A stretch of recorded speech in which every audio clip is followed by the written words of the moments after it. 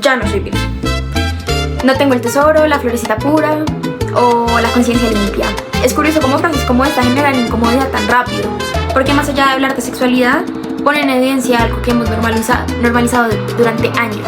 La idea de que la virginidad representa pureza, valor o incluso dignidad, como si el cuerpo pudiera convertirse en una especie de certificado moral.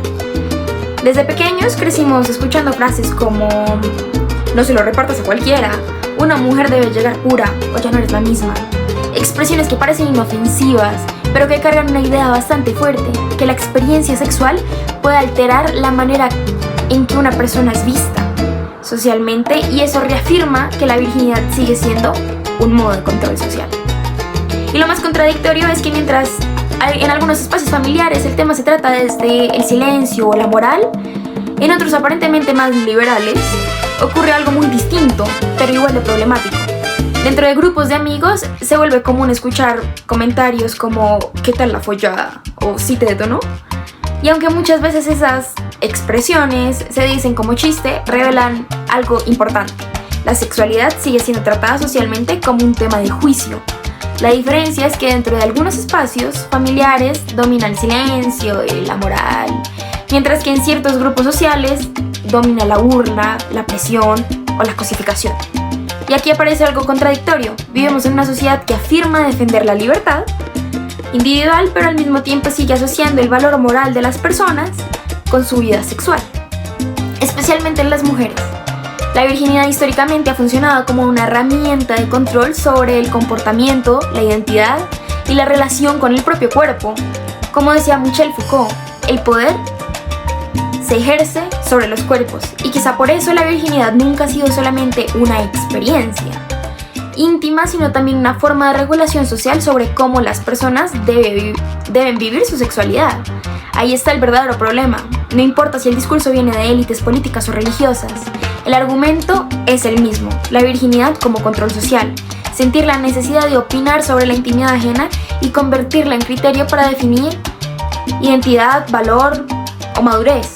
La virginidad nació como una verdad, no nació como una verdad universal, nació como una construcción social ligada al control del cuerpo y especialmente al control de la mujer dentro de ciertas estructuras históricas.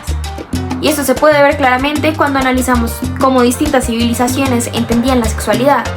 Por ejemplo, en la antigua Grecia, el cuerpo y el deseo no eran vistos exclusivamente desde la culpa moral. La sexualidad hacía parte de la vida social, de la literatura, del arte, del discurso, de la filosofía. Los griegos hablaban de Eros como una fuerza humana relacionada con el conocimiento, el placer y la experiencia.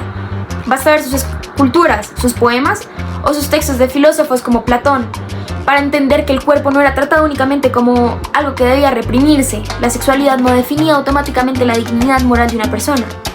Pero esa visión cambia radicalmente con el fortalecimiento de las estructuras conservadoras y religiosas de Occidente, especialmente durante la Edad Media. Ahí el cuerpo comienza a asociarse con pecado, pureza y obediencia. La virginidad femenina deja de ser solamente una experiencia íntima y se convierte en una garantía social.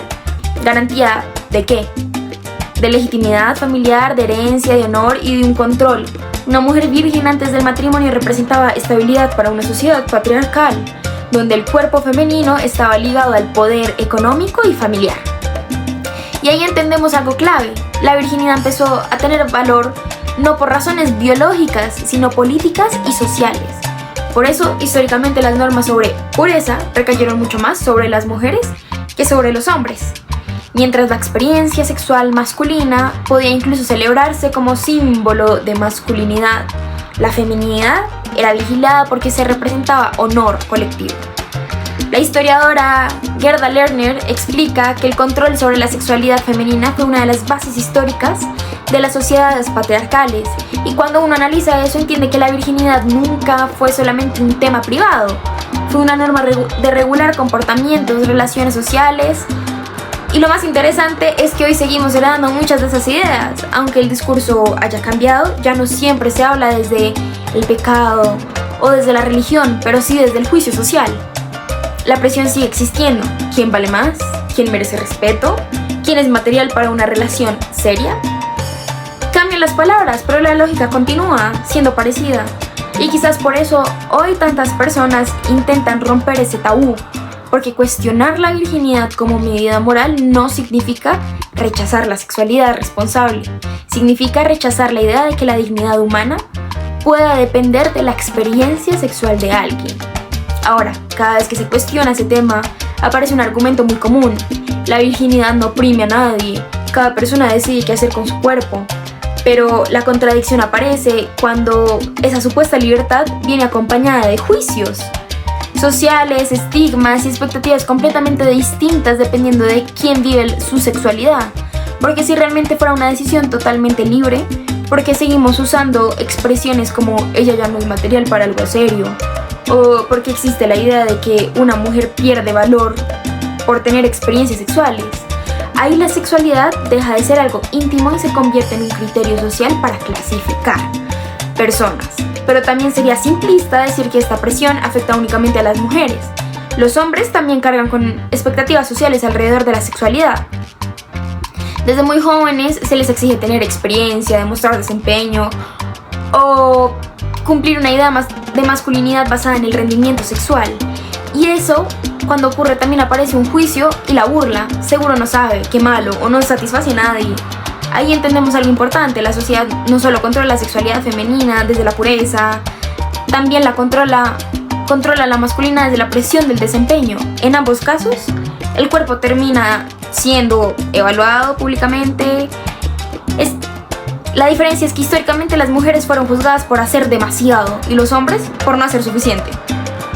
Y esa contradicción demuestra que el problema nunca ha sido solamente la sexualidad, sino las expectativas sociales construidas alrededor de ella, porque mientras decimos defender la libertad individual, seguimos imponiendo modelos sobre cómo debe comportarse alguien para ser considerado deseable, respetable o normal. Por eso cuestionar el concepto tradicional de virginidad no significa negar la responsabilidad afectiva ni las decisiones personales. Significa cuestionar por qué la intimidad sigue funcionando como una herramienta de validación social capaz de definir la identidad, valor o madurez frente a los demás. Y quizás después de todo esto, la pregunta ya no debería ser quién es virgen y quién no.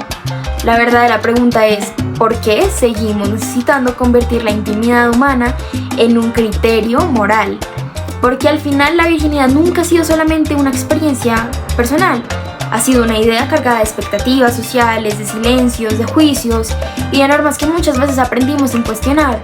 Una idea que históricamente decidió quién era pura, quién merecía respeto o incluso quién podía ser visto con dignidad. Y tal vez ahí está el problema más grande. Crecimos creyendo que el cuerpo podía definir el valor humano, que una decisión íntima podía cambiar la manera de que alguien es percibido socialmente. Pero si realmente queremos vivir una sociedad que defienda la libertad individual, entonces también tenemos que aprender a dejar de vigilar la experiencia ajena como si fuera un asunto colectivo. Porque nadie debería cargar con la culpa, vergüenza o validación social porque pertenece únicamente a su autonomía personal.